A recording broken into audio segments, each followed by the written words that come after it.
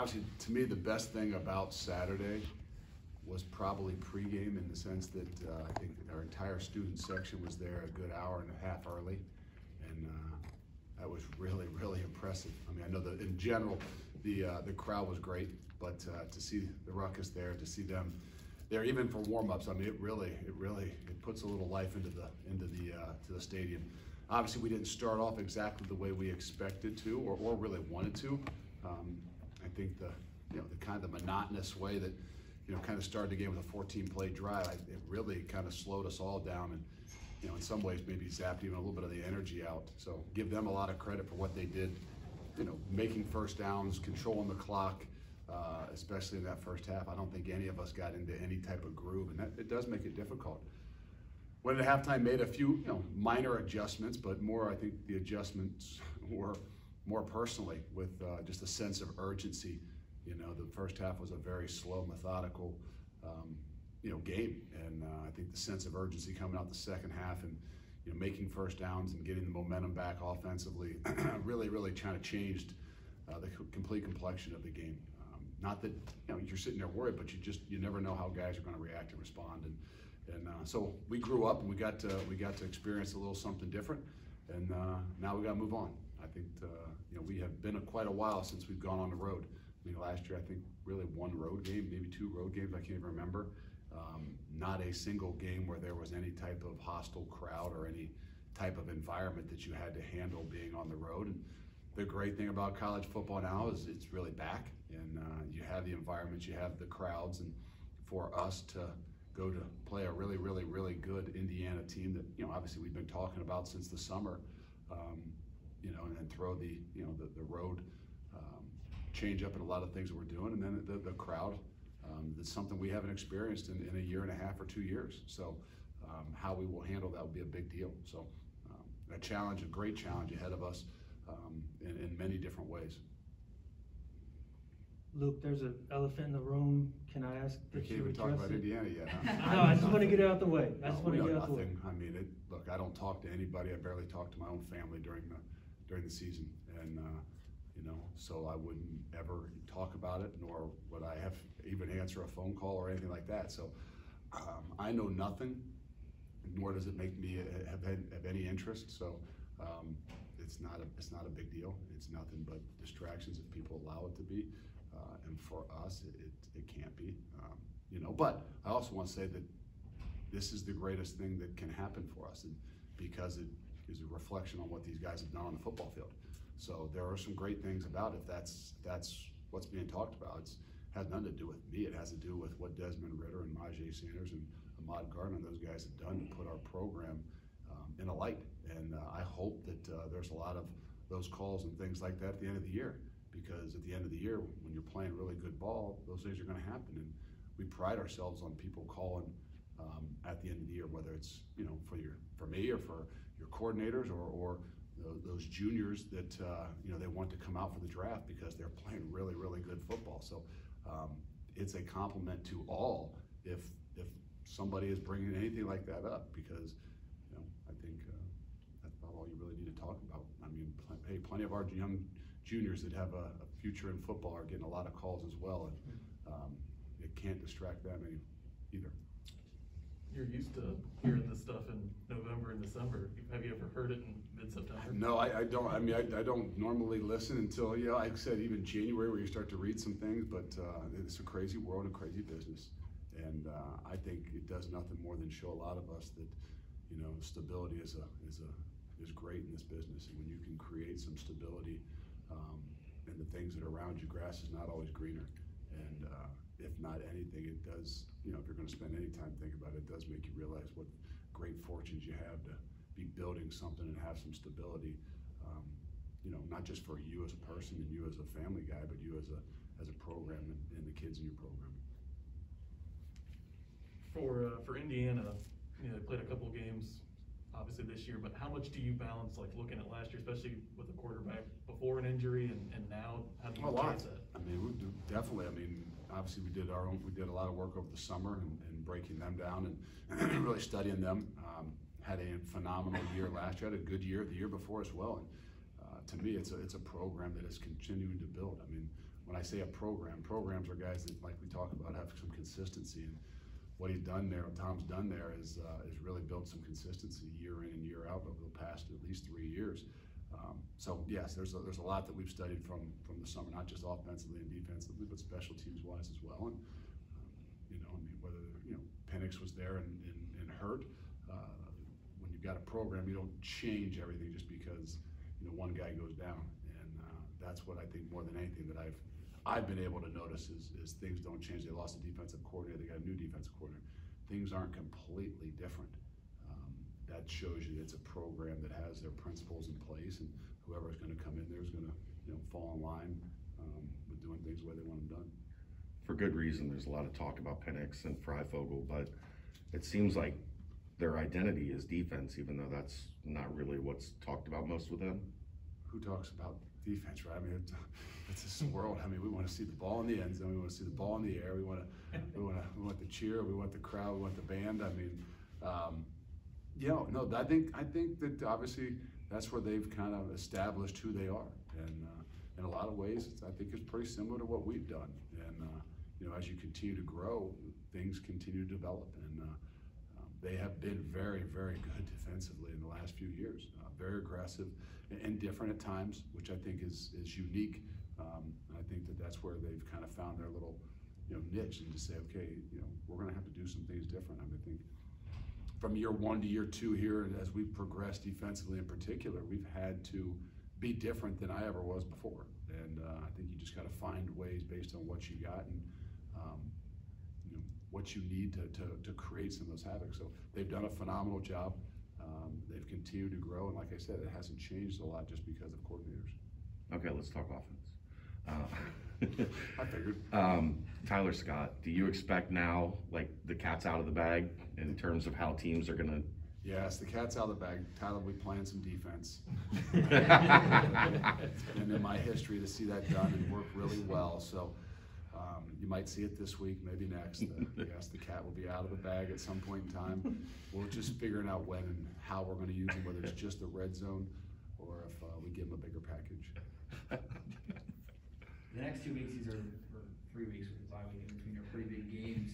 What do you think this team has learned playing in big games just in the last couple of years, whether it be Georgia, UCF? I mean, they played. No, well, we'll find out what they've learned. I mean, the things that we continue to reiterate and pound into them, it's, especially going on the road. I think that, you find out a lot more about each other. And when you go on the road, there's a lot of things you got to be able to do. And it starts with special teams. Everybody talks about offense and defense, but the reality is the thing that ties everybody together is the special teams. Incredible momentum changes and the battle of the field position is done in the special teams. And that has given us a great opportunity when we've been on the road. They might not have stood out and made a ton of plays everybody talks about because they don't make highlights on SportsCenter. But if you really look at the big road wins we've had, and even when we've played really well in the big games, special teams has been a huge factor. So I'm not sure we've had to rely on that yet. Obviously, in the beginning of this year, we've had the good fortunes of being at home and maybe not having to rely on them to make as much energy and as many plays as maybe the crowd and the things have done for us. But no, going on the road, it's going to be different. It's going to be a lot of body blows, and we've got to find ways in special teams to create some things. With all this talk about Indiana, Notre Dame, those first couple games, do coaches hold anything back? Do you hold anything back? Offensively, defensively, game plan wise, do you go vanilla, or is that a misconception? No, you got to be real careful. I mean, there's a balance between what you maybe don't do and what you have planned, as opposed to what you can get good at. So I think there is a balance, and then you can hurt yourself. You hold things back, and all of a sudden you look like we did maybe in the first half. And it's not because you would have held anything back. Sometimes, in my eyes, last week I asked them to put more in, just to kind of keep our guys motivated, to keep them focused on what they were doing, challenge them a little bit more mentally. Maybe that wasn't the best thing. But no, I don't think that there's a whole lot that's held back. Each and every week, you continue to grow and you want to have new wrinkles. I think, we are who we are, and we've done a pretty good job of it, and we got to continue to grow. You talked last week about Jerome Ford not quite being the top back yet. Were the 18 touches and 3 touchdowns this week enough to finally put him there? I don't know if I said he wasn't the top back. I think I said I wasn't sure if he was able to handle it 18 times just yet, because he only carried it 12 in the first game. and I held him out of the special teams, or we kept him off of special teams because I told him you haven't shown us that you can carry it 18 times and take care of the ball. And so he asked me, he said, I carried it 18 times. Yeah, I know, and you put it on the ground once. So we're going to see if you can actually get to 20 before we stick you into the special teams mix, because he's really kind of itching to find a role there. But no, he's done a really good job. Hindsight, I wish we could get him started a little bit sooner. I know the second half he kind of really, for me, not saying took over the game, but he really was what really kind of changed the momentum of it when he has the ability to start moving the ball. Because when we can run it, I think it's going to open up a lot of other opportunities for Des in the passing game. But no, he's done a phenomenal job. He's our back, and us still trying to figure out between Charles and the rest of the guys and Ryan and Ethan where the other opportunities are for those guys and what are they best suited for. Jerome, his physical gifts are pretty obvious. What else does he do that makes him such a good running back? You know what? I'm not saying he's developed the knack to play without the football in his hand too. Maybe you haven't seen it quite as much just this year, just yet, but I saw it a lot in camp. He didn't run the ball a ton, but to see him play without the football, meaning, down the field, meaning even if Des pulls the ball, him blocking, he's going to be a threat in the passing game. I mean, he was a slot receiver a lot of his high school career, having 2 tailbacks in high school. So he's very, very apt to not just say routes, but catching the football, catching it in a crowd, and making contested catches. That he's going to give us a lot of options as we continue to move throughout the year. I think he played some rush end in high school too, if you're interested. I'm not there just yet. We're going to take one at a time, and right now it's just Tyler, and we'll see as we continue to move forward. Ethan on notice. He's always been on notice. Jerome's pretty relaxed and chill anytime we talk to him. Is he like that on the field too? I think he was like that from the day he walked in the door, and we've kind of pushed him to not be quite as chill and relaxed. I think that's not what we say, maybe the nature of the environment around here, but it's nice to have some of those guys that that are different, and by nature he is a little bit more of a chill and relaxed guy. But you can't take that. When he first got here, I thought that was a lack of intensity, when in reality I think it's just the nature of who he is. And it's not that he's not focused, it's not that he's not intense about what he's doing, and it's not that he's not into it. He just has a calmer nature than maybe myself, I would say. You mentioned the hostile crowd, the first one you will have faced in a very long time. Is there anything you have to do differently this week, whether it's focusing on the center quarterback exchange or pumping some crowd noise into it? No, we always do. I mean, if you haven't been at practice, it's usually pretty loud, and it's a little harder to coach at times because of the music. But I think offensively, we just haven't been in that situation in a long while. That where you're making checks and things like that, and even the cadence. I don't know exactly how bad it can be, but we know that it's going to be somewhat of an effect, and it's something we haven't seen in a year and a half. So things you always got to prepare yourself for. Coming from the Big Ten East, Mike Tressel's been familiar with Tom Allen's version of Indiana every year. Is that something you've leaned on? Yeah, I mean, he's played them the last few years, so I mean, he's got a better idea of face to face what they've done and how they've done it.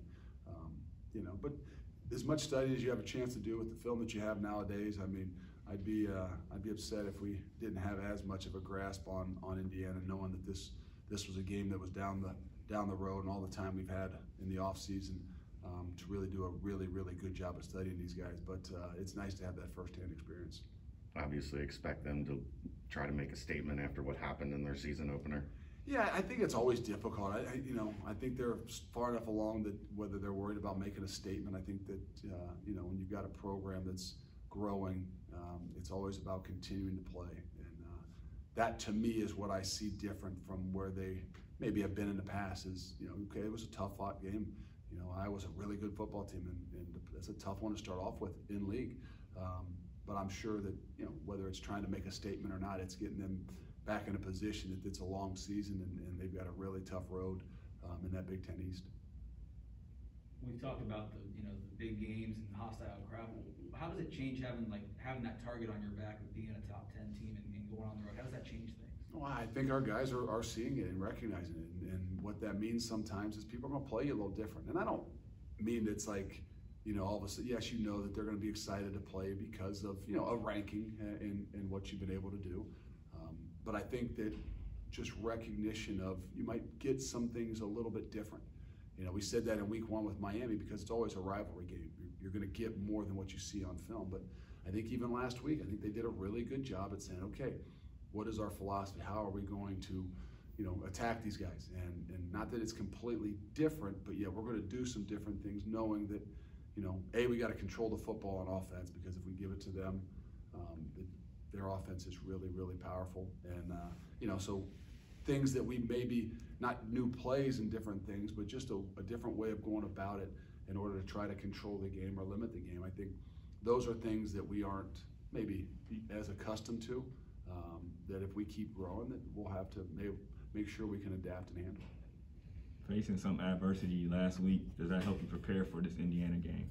There's no doubt. I mean, every year, you as a coach, you worry until you've kind of had some of those adverse situations, because you're different, and you just don't know how those guys are going to work and mesh and gel together. I said it after the game. That was, to me, the best thing about the day is we took some punches, and we had some adversity, and we had to kind of react and respond. And for the first time, as a team, I don't mean the first time. Desmond Ritter's done it. Ajay Sanders has done it. Kobe Bryant, they've all done it, but they haven't done it with this group of guys. And I think that's always a unique thing. And that's the difficult thing about college football, is you don't have as much time to grow up as you might have in, you know, basketball. You're playing a lot more games, and you can have some of those, you know, really, really tough ones that you have to learn from, or even in pro football where, you know, it's all about making the playoffs. You got to be able to grow up in those situations, but you got to be able to find a way to win and escape. Murray State was methodical, and they huddled, and they took their time in their offensive attack, and they had relative success. Do you think because of that, you'll see more of that with the season going forward? I think that was their plan. I mean, I don't know that you're going to go into the Indiana game and them thinking that they're mismatched or outmatched, or think that they got to slow the game down. They believe they're better, and I think they're going to go about doing what they do. If that's a little adjustments, yeah, but I don't think that, you know, you're going to get something completely different with them. They believe in who they are. They've established who they are. And I think they're going to be aggressive in attack. Seems like opposing offenses, extra blockers, quick passes are making sure that you guys don't get to the quarterback. Are you noticing that? Well, it can be frustrating. I don't know after 2, but there is a unique, you know, ability, or at least we've seen the first couple of games, the ball getting out really quick. And maybe that has to do with some of the coverage, maybe that has to do with some of the pressure, maybe that has to do with some of the guys. You know, there's a stat for everything, and I think right now, you know, we're a team that's, you know, the ball is coming out faster against us than anybody else. So whether you look at that as a positive to say, okay, hey, we're applying some pressure and the ball's coming out in rhythm, and that's what we got to be able to do, or do you say, okay, this is something that's in our scheme that we, you know, got to do a better job against, because you know, those are the free access and freer throws. Either way, you just got to recognize it and then be able to adapt and adjust, because it can be frustrating, because we all, like you guys, are all looking at stats and like stats. And sometimes when you get in some of those situations, the stats that pop out at everybody aren't the most impressive ones, but the stats that really matter, you know, those are the things we got to make sure we stay focused on. Do you feel like even though the sacks aren't there, you're getting some of the type of pressure you need?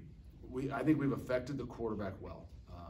You know, for several years, and I got it from my buddy Vrabel, that, you know, I don't know if it was a Bill Belichick or not, but sometimes he would say that sacks are the most overrated stat in football. And it's hard for some to say, because they get paid really well to make those sacks and things like that. But I think when not done the right way, I think for the ability to close the pocket, ability to tip balls, ability to put pressure on the cue, those things are every bit as effective sometimes as sacks. Sacks look prettier, and you know, we remind ourselves, but we all get a little bit, you know, we want to win, and not just win the game. Obviously, as you start to get a little bit greedy, you want to win in all those other categories too. But you got to be smart, and you got to understand that you still have to be able to take what's given to you.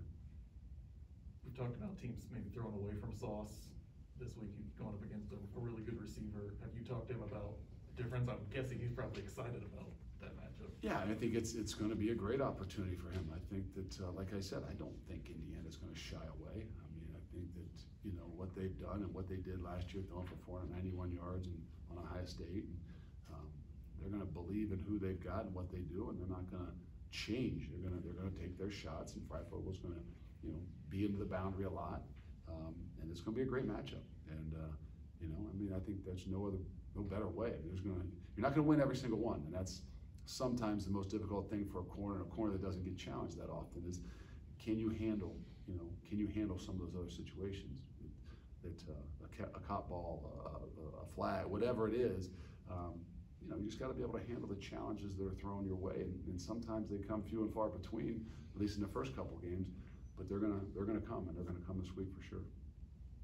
The Peach Bowl had limited attendance. You don't really have any like league games that are drivable. Are you just kind of curious, or the guys curious to see what that environment looks like with a road traveling crowd? Yeah, I'm curious what that will, and I know I didn't really think about it till you just brought it up, because you know, you kind of go into that little shell and mentality that when you go on the road, this is all you got, you know. But it will be really nice to know we've got a little bit more that's following and with us as well, and you know, that they can be a little bit of a factor there as well. You know, I mean, we got to be the #1 factor, but it would be nice to have them as the #2 factor. That's for sure. So, I would say, I don't know if it means anything, but the Indiana-Cincinnati game was Indiana's first game to sell out ahead of Ohio State and Michigan State. So that kind of feeds what you just said there. And it could have something to do with proximity. Hopefully it's a lot of, you know, our people as well as that they've circled it too. You know, it's we've gone head to head a little bit more. I know people won't know and recognize it, but in recruiting side of things as well. And I think those kind of create some of those natural little rivalries just because you are in that proximity in a lot of different phases, not just playing, but in recruiting and things like that. But it'll be an exciting one. we saw Jordan Jones in a boot on Saturday. Do you have an injury update on You did? Yeah. Pretty observant. Thanks, appreciate it. I don't have any updates. It's only Tuesday, and we haven't started practice yet. Did I say that last week? You did. Did I say that? It was about Red Exactly. Soda. That's a different I think I might have said. Word for word. That's why it's nice to do this on a Tuesday. Can we switch to Wednesday? Good? Anything else? Right? Thanks, Kevin. Thanks. Thank you.